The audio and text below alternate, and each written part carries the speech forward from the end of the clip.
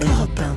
7h18, retour sur Actu à présent. Tout l'été, vous le savez, on prend le temps de vous emmener dans les archives d'Europe 1. Bonjour Laure d'Autriche. Bonjour Lionel, bonjour à tous. Alors vous allez revenir ce matin sur une des dates les plus sombres de l'histoire de la Seconde Guerre mondiale. Le 6 avril 1944, dans l'Ain, les enfants juifs de la maison d'Isieux étaient raflés par la Gestapo menée par Klaus Barbie.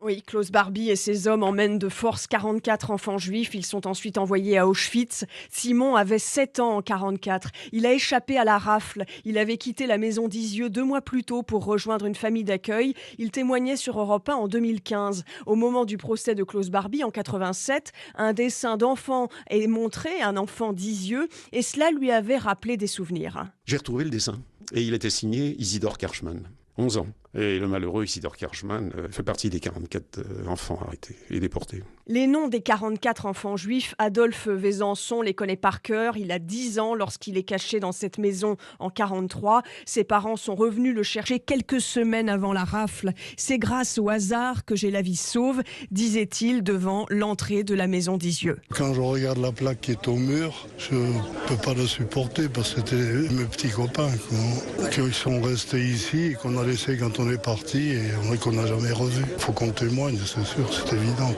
parce qu'il y a des gens qui commencent à dire que ça n'a pas existé. Alors voilà, c'est pour lutter contre le fait que certains disent que ça n'a pas existé, alors que les différents présidents de la République se sont succédés à Isieux pour y prononcer des discours importants. Oui, en 1994, 50 ans après la rafle, François Mitterrand demande que jamais ne soient oubliés les petits-enfants d'Isieux. Qu'ils entendent cette parole de Victor Hugo. Les souvenirs sont nos forces. Ils dissipent les ténèbres. Ne laissons jamais s'effacer les anniversaires mémorables. Et c'est aussi précisément le sens de la venue du président Hollande en 2015. La barbarie n'a pas d'âge, n'a pas de couleur, n'a pas de limite.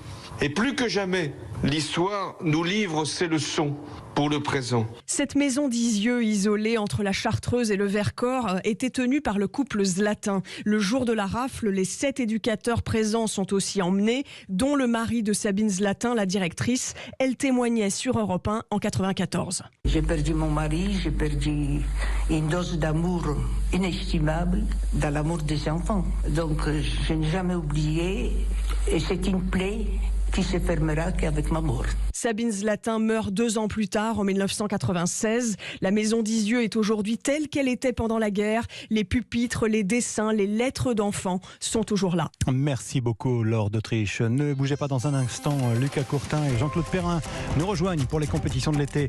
On va parler des championnats d'Europe d'athlétisme.